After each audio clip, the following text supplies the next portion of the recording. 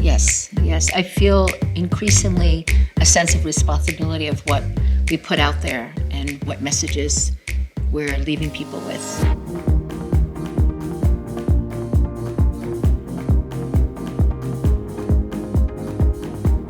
It's a lovely thing, and so many people are changing the game. The game is just changing, and I think any of us who can be a part of it get a lot of satisfaction, and there's a lot of momentum in our community now. And so funny, just talking to Bowen, we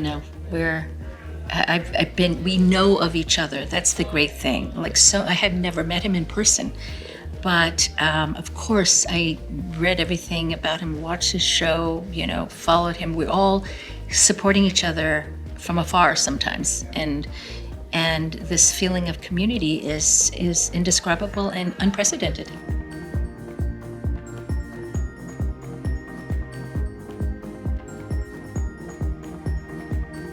First we had to prove that our stories would be welcomed by a larger audience and that we weren't just making things for people who had our experiences. And then once we're humanized, then we can tell stories that are about a lot of different things, and we just happen to be Asian. And that's what happened with something like Beef, for instance, or any number of other shows and movies. And we're at a funny time because on the one hand, we can tell our stories very authentically and specifically, but they feel universal. I think that has always been something that we aspire to. I'm speaking for a lot of people, but we want to be authentic, but we don't want to just be seen as Asian, as if that was the biggest identifying characteristic about us.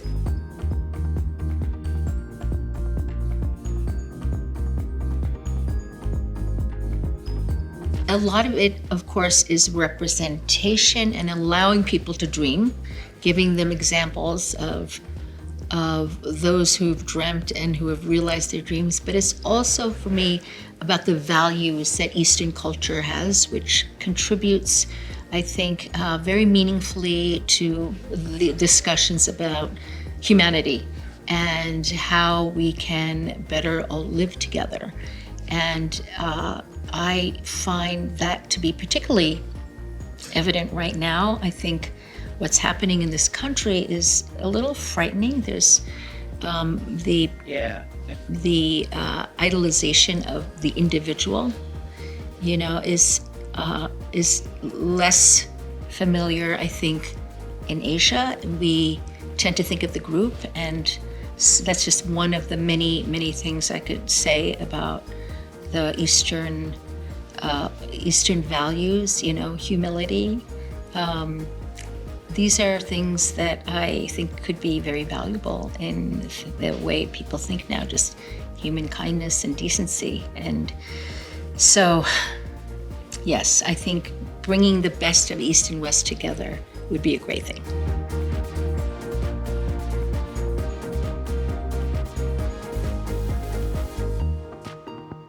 It's very meaningful. It's another indication that we are really here for one another and people care.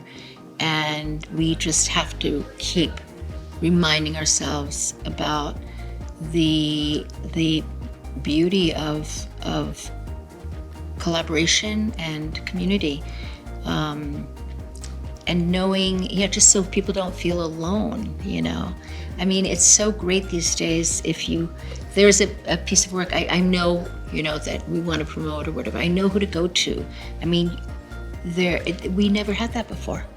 When Jola Club came out 30 years ago, it wasn't even contemplated that there would be an Asian American audience that we should particularly target. We were all just kind of blended together with the white audience. So yeah, a lot has happened, and I feel very privileged to be in a position where I get to continue championing all people of color, all underrepresented communities. And especially now, because there is so much, I also teach and I tell my students, having a unique voice is the most important thing right now. I mean, how do you stand out from the crowd?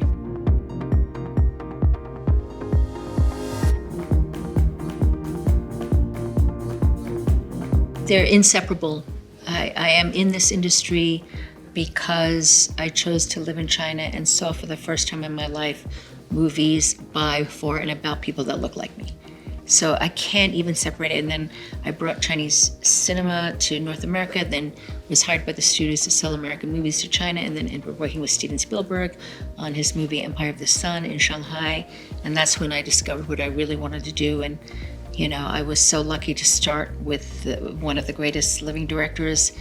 And just from then on, it was very clear what my path was. And it was all because I followed a very strange instinct to go live in China and be in this constant state of discovery and curiosity, which I still am, by the way. You know, I still feel like, oh, what can we do? You know, what's new? What's out there?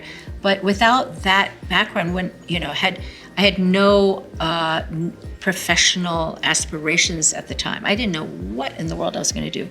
I just wanted to go live there to learn more about how, you know, and where my parents grew up. And so, yeah, and the fact that I could bring that experience to bear in something else I loved, which is movies, it has been a dream.